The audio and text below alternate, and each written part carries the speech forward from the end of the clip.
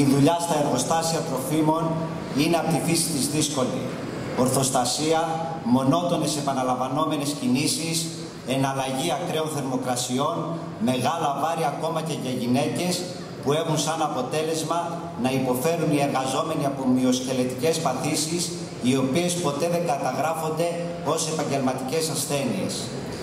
Πολλοί είναι αυτοί που δεν αντέχουν πλέον σωματικά και παραιτούνται ή οθούνται στην παραίτηση. Είναι χαρακτηριστική η περίπτωση αλατοβιομηχανίας, όπου προϊστάμενος είπε σε εργάτρια που αντιμετώπιζε πρόβλημα στον νόμο ότι δεν είναι σωστό να παίρνεις κάθε 3 και λίγο αναρωτική. Κάνε ένα διάλειμμα και μόλις γίνεις καλά επιστρέφεις.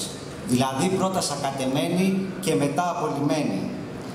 Θάνατοι από καρδιολογικά προβλήματα, εγκεφαλικά, που χαρακτηρίζονται όμως στις εκθέσεις επιθεώρησης εργασίας παθολογικά ατυχήματα, ενώ στην πραγματικότητα οφείλονται στις συνθήκες εργασίας που προαναφέραμε.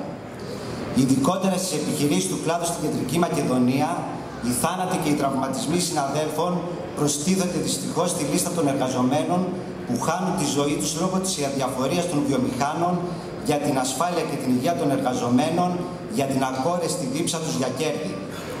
Χαρακτηριστικό παράδειγμα, οι θάνατοι συναδέλφων στις επιχειρήσεις Παπαδοπούλου και Εύγα που δούλευαν υπερορίες για να καλύψουν τα κενά που υπάρχουν στα πόστα των εργοστασίων λόγω της υποστελέχωσης, της εντατικοποίησης και συγκεκριμένα εδώ και χρόνια που συμβαίνει όπως σχεδόν σε όλα τα εργοστάσια του κλάδου.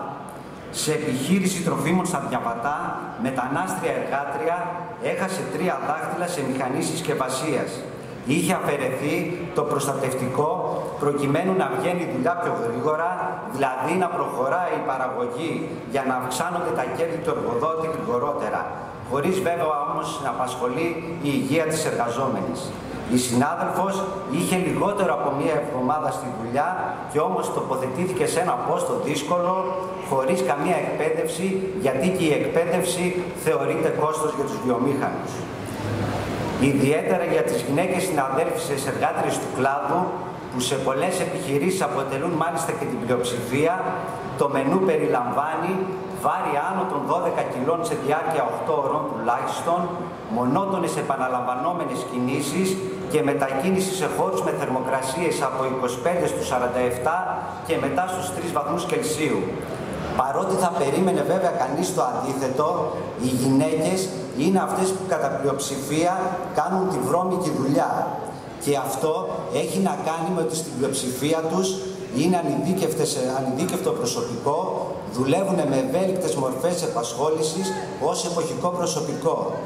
Οι συμβάσεις ορισμένου χρόνου που επικρατούν στον κλάδο των τροφίμων δημιουργούν μια επιπλέον πίεση στους εργαζόμενους, μιας και προκειμένου για να ανανεωθεί η ολιγόμενη σύμβασή τους, πρέπει να καταφέρουν και να εξασφαλίσουν μια σταθερότητα στη δουλειά αυτή. Οι εργαζόμενοι προσπαθούν να βγάλουν περισσότερη δουλειά και δεν τολμούν βέβαια ποτέ να πούν τίποτα για τα ελλειπή μέτρα προστασίας και ασφάλειας της υγείας τους.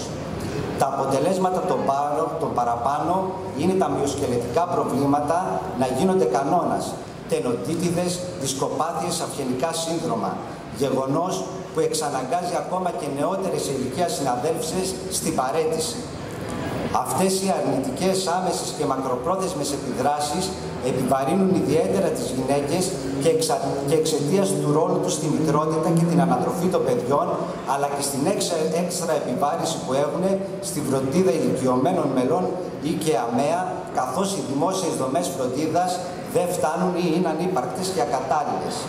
Απαιτούμε άμεσα για τις συναδέλφισές μας απαγόρευση νυχτερινής εργασίας των γυναικών στη βιομηχανία, εφαρμογή του νόμου για την προστασία της εργαζόμενης μητέρας και την απαγόρευση της απόλυσής της, άδεια μητρότητας για 1 χρόνο με πλήρη μισθό, ασφαλιστικά δικαιώματα και ιατροφαρμακευτική περίθαλψη, διευκόλυνση της επιστροφής της στην εργασία με μειωμένα ωράρια κατά 2 ώρες για τα επόμενα 2 χρόνια και κατά 1 ώρα για το επόμενο, δημόσια δωρεάν βρεφονιπιακούς σταθμούς και υποδομές για τη δημιουργική απασχόληση βρεφών και νηπίων.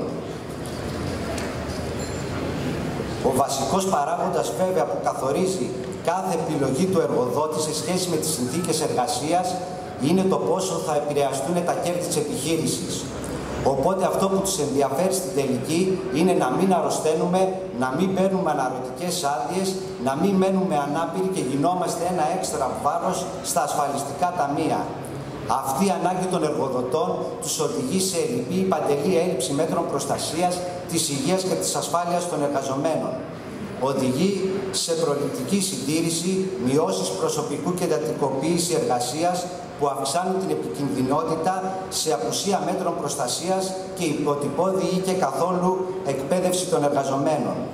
Είναι αποδεδειγμένο ότι τα περισσότερα εργατικά ατυχήματα γίνονται στο τέλος της βάρδιας, όταν ο εργαζόμενος έχει κουραστεί από όλη την υπόλοιπη ημέρα.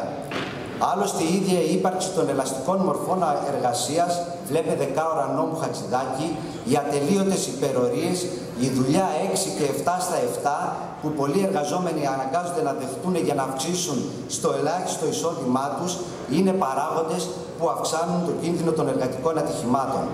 Σε αυτή την τραγική κατάσταση έρχεται να προσθεθεί και ο νέος νόμος Γεωργιάδη, που επιμικρύνει περαιτέρω τον εργάσιμο χρόνο, που θα αναγκάζει τους εργαζόμενους να κάνουν 2 δουλειές, να δουλεύουν 13 ώρες τη μέρα. Με βάση τα παραπάνω που είπαμε, καταλαβαίνουμε όλοι τι πρόκειται να συμβεί στους χώρους δουλειάς, όταν εξουθενωμένοι εργάτες θα πιέζονται να βγάζουν περισσότερη δουλειά για το κέρδος των εργοδοτών. Συναδέλφοι και συνάδελφοι, δεν μπορούμε να ελπίζουμε απλά σε λιγότερα εργατικά ατυχήματα. Πρέπει μέσα από τη δράση των σωματείων μας εμείς να τα κάνουμε λιγότερα. Ευχαριστώ.